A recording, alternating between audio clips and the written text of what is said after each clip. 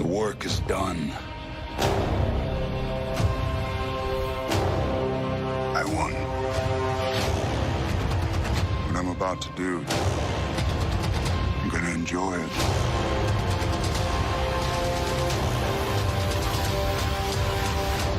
Very, very much. Tickets on sale now. Hi everyone, it's Charlie. We got brand new Avengers Endgame footage to break down. You thought that special look teaser was the end of it. They're going on Kimmel all of next week. They're taking over that TV show. So we're probably going to get even more footage next week. But right after they dropped that special look last night, ESPN dropped a brand new TV spot with a bunch of new footage. And it just shows Captain Marvel after the events of the Captain Marvel post-credit scene. You get a whole bunch of new dialogue, so we'll break it down. It also puts some of the other scenes that we've seen in the other trailers into context, so we have a better sense for the timeline, especially early in the movie. We're only a couple weeks away from it hitting theaters, so of course I'll keep doing the IMAX ticket giveaway every week until we get there. So all you have to do to enter that is be a subscriber and leave your favorite moment from the trailer on the video. Congratulations to everyone that was able to score tickets, too, when they dropped that special look. That was the whole reason for that. Tickets on sale now. The movie broke all kinds of ticket sales records, but the voiceover from Thanos in this footage is a little tongue-in-cheek the way that they use it. The work is done, like building up to this big final act of the Avengers Infinity Saga. Now we, the audience, can enjoy what they're about to do very, very much. Even though in the context of this, it's coming from some different point in the film with Thanos talking to the Avengers, either during their first attempted rematch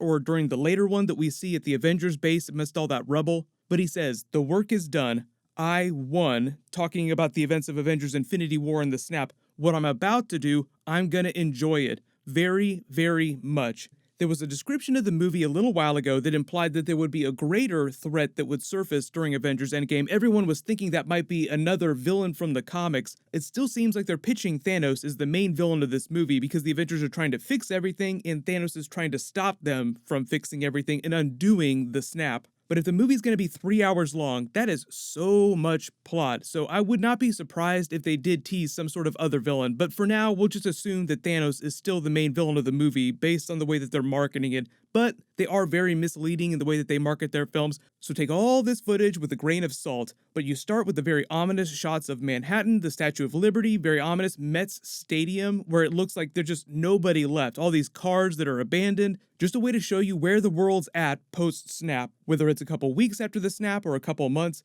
you see the dusted Marvel Studios 10-year anniversary logo. It'll be interesting to see what they change that logo to next year because it'll be 11 years. But then you see Captain Marvel in the Avengers base after she's answered her page, after the events of the Captain Marvel post-credit scene. Like she shows up at the Avengers base like a ninja looking for Nick Fury. Where's Fury? She's wearing the same outfit that she had on in that Thor scene from the previous trailer, so she's not wearing the gold-shouldered armor anymore. She's taken that off, and it seems like it's been a little while since the events of that post-credit scene. Cinemacon is happening right now. They showed off about 5 minutes of the movie during that, and it's different footage, but it's basically the same scene that they showed off at the private Disney investors meeting a couple weeks ago. I already did a video about that. The 5 minutes of footage is basically them here in this moment, then them arguing the Thor scene, and that it ends with this moment with them on the Guardian ship. But here in this scene, you see Captain Marvel, Captain America, and Rhodey in that same room from the Captain Marvel post-credit scene where they were using Iron Man's computers to try and find out who got snapped by Thanos and who's still alive. You can see the number counter going above 3 billion. That's, about half the people on the planet, which makes sense because Thanos was snapping half of all living things in the universe. So half of all animals, half of all people, half of all the aliens on the other planets. You notice the flaw in their system when you think about the other scene from the last trailer with Banner looking at those displays, because the computers seem like they're just searching for signs of people or sightings because the computer thinks that Ant-Man got snapped, but that's only because it can't detect him when he's in the quantum realm. Which it seems like he still is when this scene of Banner staring at the displays is happening, so this is a little bit earlier in the film. In this scene, you notice that Eric Selvig got snapped. We watch Falcon turn to dust at the end of Infinity War. There's no mystery there. The displays start changing. You see the Wasp. We also watched her turn to dust during the Ant-Man and the Wasp post-credit scene. Scarlet Witch, we also watched turn to dust at the end of Infinity War. I saw a lot of weird questions in my timeline yesterday about why the text underneath their readouts is facing us when we, the audience, are watching this from the other side of the display. So the text should actually be backwards to us. But I think that's just a trailer thing where Marvel wants you to be able to clearly read the names easily for people that aren't really familiar with these characters. Because remember, they're marketing the movie to people like your mom, your grandma. They want everybody on the planet to see this movie. If you're a big comic book fan, they would not need to put their names under those readouts. They could just put the picture up and you would know exactly who that person is. Pretty reasonable to assume that this Thor scene of him in the hoodie, just sitting there really pensive, just really antsy about wanting to do something, is from that same part of the movie. Now that we have a little more context about what the scenes are when Captain Marvel arrives, the clothes that he's wearing before they board the Guardian ship, the scene that they showed off at Cinemacon is basically Captain Marvel arguing with them about what they're going to do next, and then Rhodey trying to explain to her how they do things as a team. You also get to hear Captain America swear, but nobody pipes up language, because obviously it's meant to be this big rally moment, but it's super early in the film, and it's before their unsuccessful first attempt at a rematch. Captain Marvel is the one who immediately wants to turn right back around and go kill Thanos. Nebula is the one that gives them the location of his special farm. Rocket gives them the idea that that's the part of the galaxy that he might be in. He said that they detected a very specific energy signature when Thanos snapped everyone, and they detected it again in a different part of the galaxy. That means that Thanos has used the gauntlet again, all 6 Infinity Stones in combination, to create this special farm-like planet. He probably just terraforms the planet using the Infinity Gauntlet, and that's why Rocket is able to detect him. Like, oh, this is where he is in this region. Nebula is the one that says very specifically, this is the exact planet that he's on. She tells a story about when she was a little girl, how Thanos would keep speaking of this special farm that they would go to, a special place when all their quote-unquote work was done. Captain Marvel is like the most gung-ho character in this conversation that they're having. She's like, I'm gonna go kill him right now. Let's go kill Thanos. Banner says, we go in short-handed. And she says, well, this time you have me. That's why things are different. Captain Marvel talks about usually working alone, like she's been working alone for mostly the last 20 years because she's so powerful. So the way they sort of balance that out with the Avengers is that Rhodey says,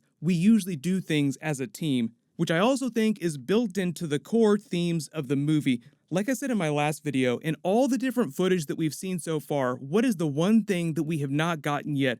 All 6 original Avengers standing together in frame in any of the footage. What was one of the themes of the last Avengers movie in Infinity War? Had they all worked together, they might have been able to get the gauntlet off of Thanos and prevent the snap. So you can kind of see the arc of things through the film. Captain America and Iron Man have to make nice, do you trust me? Yes, everybody has to come back together, put their differences aside, and work as a team to defeat Thanos and fix the universe. So they're sort of setting that up with this Captain Marvel scene. Captain Marvel kind of tries to do things by herself. They go in short-handed. They're unsuccessful. Later in the film, like this scene here where they're all walking towards Thanos, implies that there's more of them working together. But even then, it's hard to tell what else is going on because you don't see the rest of the frame. So it's hard to tell whether or not Hulk is behind them, but we do know that the other Avengers are in and around that base. But remember, it's a 3-hour movie, so they defeat Thanos. There's probably going to be a whole bunch of other stuff that they have to do after that in pursuit of trying to fix the universe and bring all those dusted people back in one way or another. You get that same shot of Thanos' mothership, the Sanctuary 2, with the smaller dropships orbiting around it above what looks like a devastated planet. This does not look like Titan, which had a reddish atmosphere. It doesn't look like Titan 2, which Thanos is sitting on because that had a blue-looking atmosphere like Earth's, and it also doesn't look like Morag, the purple-looking planet that the Benatar is jumping away from here. We don't know when this is happening, but for some reason it seems like they go back to Morag during the movie. The only reason to go back there would be if it has something to do with the Power Stone, because that's where Peter Quill found the Power Stone at the beginning of the Guardians of the Galaxy movie. There's a brand new scene of Iron Man covering his eyes because of a bright light that seems like it's approaching. Maybe this is them being rescued or them approaching Earth. It just seems like he's surprised and he just looks absolutely terrible. Like he hasn't eaten, he hasn't slept in weeks. There's a lot of theories about he and Nebula make it back, but because of the way he's hugging Pepper here when they get off of the ship at the Avengers base, it seems like it's the first time he's seen her since he left Earth in Avengers Infinity War. My theory about Pepper and the rescue armor during the film is that she does get to do some badass stuff wearing the armor, but it's largely support work during a big battle scene, and she's only on camera for a short bit. Like when she wore the armor during Iron Man 3. She had a really cool but short armor scene at the beginning of Iron Man 3, then a badass takedown scene at the end of the movie, so I'm just expecting a similar amount of badassery from her during Avengers Endgame.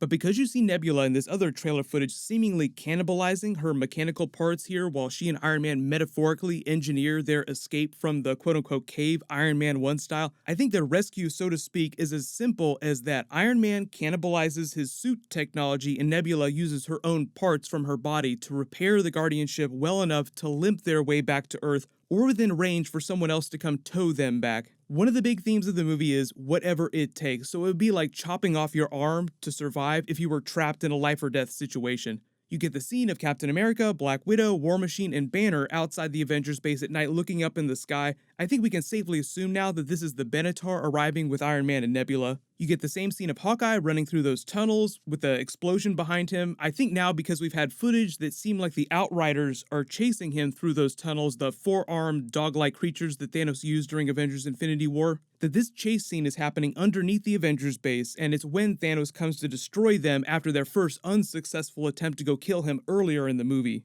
Based on all the other footage that we got of them fighting Thanos and this wreckage from the last trailer, this scene of Captain America tightening his shield around his arm, clenching his teeth, seems like it's from the same battle at the Avengers base. He's wearing the same newer scale armor from the comics, but the frame cuts off so high on his chest here that you can't see the white star. His Nomad armor with the darkened star was just his old Captain America Civil War armor that had worn down from usage and battle damage. It seems like his newer scale armor is just a redesigned, polished version of that made to look a little more aggressive and also in the vein of his comic book scale armor. Just like Iron Man's new Mark 85 is designed to look like his classic gold comic book armor. Now I know you're asking, why is this armor called the Mark 85 when the Infinity War armor was the Mark 50? What happened to those other 34 armors? The really important thing about the Cinemacon footage of Captain Marvel and them arguing with Thor about what they're gonna go do next, we should go kill Thanos, let's do it, is that Iron Man is not with them. It seems like when he and Nebula first come back and you see him hug Pepper,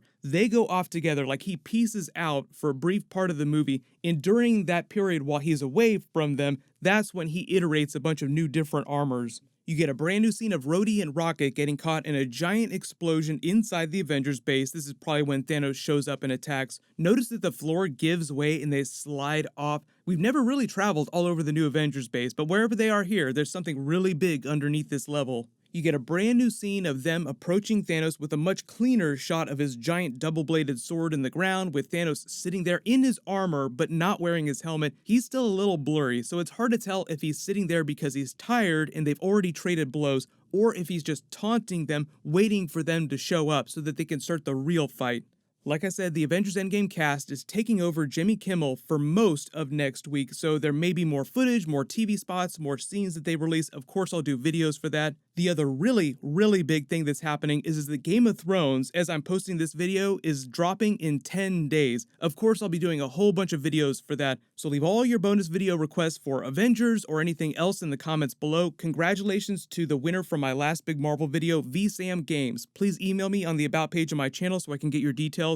Click here to rewatch that Avengers Endgame special look trailer and all my Easter eggs, and click here to watch that new Game of Thrones Season 8 trailer. Thank you so much for watching. Everybody stay awesome. I'll see you guys tonight.